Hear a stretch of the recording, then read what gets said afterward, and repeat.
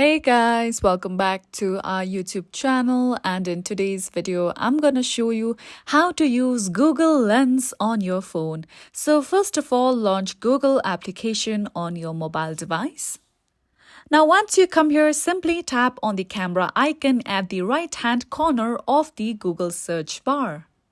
With that, your camera will be opened. You can place your lens on any of the objects you wish to search for on Google.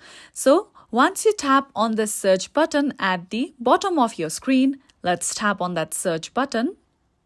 You'll see various search results on Google according to the object where you had placed your Google Lens on. So follow these easy steps and you can simply use Google Lens on your phone. And this is it for today. If you found this video helpful and informative, don't forget to subscribe to our channel.